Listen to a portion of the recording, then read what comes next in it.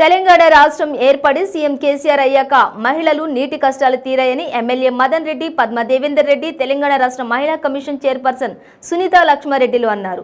తెలంగాణ దశాబ్ది ఉత్సవాల్లో భాగంగా ఆదివారం సంగారెడ్డి జిల్లా హత్నూర మండలం బోరుపట్ల గ్రామం వద్ద తాగునీటి శుద్ధీకరణ కేంద్రం వద్ద నుంచి నీళ్ల పండుగ కార్యక్రమాన్ని నిర్వహించారు. ఈ కార్యక్రమానికి ఎమ్మెల్యేలు హాజరై మాట్లాడుతూ సంక్షేమ పథకాలు అమలులో దేశానికి ఆదర్శంగా తెలంగాణ పథకాలు అని కొనియాడారు. ఇంటింటికి మంచినీళ్లు అందించాలనే సంకల్పంతో కోట్లాది రూపాయలు వెచ్చించి సీఎం కేసీఆర్ మిషన్ భగీరథ పథకాన్ని ప్రవేశపెట్టారని తెలిపారు. సమైక్య రాష్ట్రంలో ఎండాకాలం వచ్చిందంటే నీళ్ల కోసం ప్రజా ప్రతినిధులను నిలదీసేవారని, ప్రస్తుతం ఆ పరిస్థితి లేదని అన్నారు. కాంగ్రెస్, బీజేపీ పాలిత రాష్ట్రాల్లో ఎక్కడా తెలంగాణ పథకాలు అమలు కావడం లేదన్నారు. సీఎం కేసీఆర్ ఆశీస్సులతో మెదక్, నర్సాపూర్ నియోజకవర్గాల్లో తాగునీటి గోస తీరిందన్నారు. సీఎం కేసీఆర్ హ్యాట్రిక్ సీఎం కావడం ఖాయమన్నారు.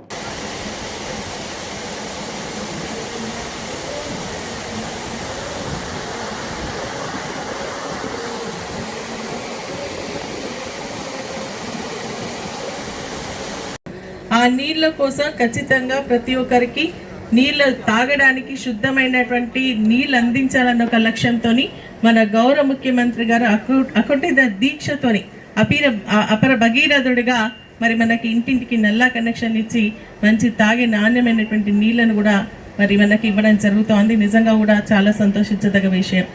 ఈరోజు మనకు నీళ్లు ఇంతకుముందు మరి వెంకటరెడ్డి గారు కానీ మన చంద్రగౌడ గారు చెప్పినట్టుగా నేను ఎమ్మెల్యేగా మంత్రిగా ఉన్నప్పుడు కూడా చాలా నీళ్లకు సమస్య ఉండేది. ఎండాకాలం వస్తే గ్రామాలకు వెళ్ళి రచ్చబండ కార్యక్రమం ద్వారా నీళ్ళ కోసం ఎంత ప్రయత్నం చేసినా, ఎన్ని బోర్లు వేసినా, ఎన్ని మోటార్లు ఇచ్చినా, ఎంత మోటార్లలో పైపులు తీసినా, మరి అదేవిధంగా ఐరింగ్ తీసుకొచ్చుకున్నా, రైతుల దగ్గర నుంచి ట్రాన్స్పోర్టేషన్కి సంబంధించిన తీసుకొచ్చినా కూడా మరి ఆ రోజు మరి భూగర్భ జలాలు సరి అయినటువంటి పరిస్థితిలో లేకపోవడం వల్ల మనకు నీళ్లకు సమస్య ఉండేటువంటి పరిస్థితి ఉంది. సబ్జెక్ట్ ఇది. మళ్ళా మిషన్ భగీరథ మనకు మన ముఖ్యమంత్రి గారికి ఎంతో పేరు తెచ్చిన, అందరి మన్నలు పొంది మన ముఖ్యమంత్రి గారు మరి ఈ మిషన్ ప్రతి ఇంటింటికి నల్లా ఇవ్వడం అనేది మామూలు విషయం కాదు. మరి నాకు ముఖ్యమంత్రి గారితో ఉన్న సాన్నిధ్యంతో వారు సిద్దిపేటలో ఎమ్మెల్యేగా ఉన్నప్పుడు మేమిద్దరం కలిసి ఎన్నో రోజులు ఒక దగ్గర పడుకొని తిని ఉన్న రోజులు ఉన్నాయి. ఆ టైంలో మేమంతా మరి అప్పుడు సిద్దిపేటకు మొత్తం అన్ని గ్రామాలకు ప్రతి ఇంటింటికి కూడా అప్పుడే మన ముఖ్యమంత్రి గారు మరి ఈ మిషన్ భగీరథ అని అప్పుడు లేకుండా కానీ ఇంటింటికి నల్లాలు ఇచ్చిన సంఘటన అప్పుడు మేము వారి వెంబడి ఉండి చూసిన మరి చెప్పుకుంటున్నా. మరి అలా ముఖ్యమంత్రి గారు మేమందరం మానే డ్యాంలో చేపల మీద వండుకున్నాం. బిందెలడ్డం పెట్టేటోళ్ళు ఏం చేయాలక్క అంటే ఒక బోర్ వేయాలి. ఆ బోర్తో సరిపోతా అంటే సరిపోదు. మళ్ళీ మీటింగ్ పోయినప్పుడు మళ్ళీ బోర్, ఎందుకంటే ఆ బోర్ పడదు కాబట్టి. అట్లా 4-5 బోర్లు వేసినా బోర్ పడని పరిస్థితి.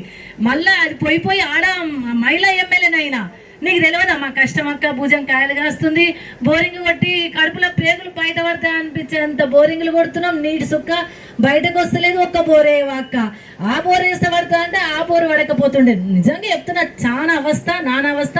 నా అత్తగారు కూడా కోనాపురం, అక్కడ కూడా మంచినీళ్ళ కోసమే. నువ్వు మా ఊరు ఎమ్మెల్యే, మా ఊరికి మంచిగా చేయమందరు. ఎక్కడ పోయినా కానీ మంచినీళ్ళ కష్టం చాలా ఉండే. ఆయనమ్మలు కానీ, మన అమ్మమ్మలు కానీ, మన అమ్మలు కానీ, వీరందరూ కూడా నిరంతరం బాధపడేది తాగునీటి విషయంలో. వారందరి ఎక్స్పీరియన్సెస్ను క్రోడీకరించి రామాయంపేట ఎంపీపీ గారు మన ముఖ్యమంత్రి గారు ఆ అనుభవాలన్నీ కూడా దృష్టిలో పెట్టుకొని ఎంపీపీ రామాయంపేట ఆయన ఒక స్టేజ్లో ప్రతి ఒక్కరికి ప్రతి ఇంటికి నీళ్లు తీసుకొస్తాను, ప్రతి ఇంటికి నల్లాతోటి నాణ్యమైన నీళ్ళని ఇస్తాను, సర్పంచులకు స్వాగతం అనేటటువంటి వాగ్దానం కాదు, నేను తెచ్చిందాకా మీ ఎవ్వరిని కూడా ఓట్లు అడగను అనేటటువంటి నినాదంతో ఈరోజు ప్రతి ఇంటికి కూడా నీళ్లు తీసుకొచ్చినటువంటి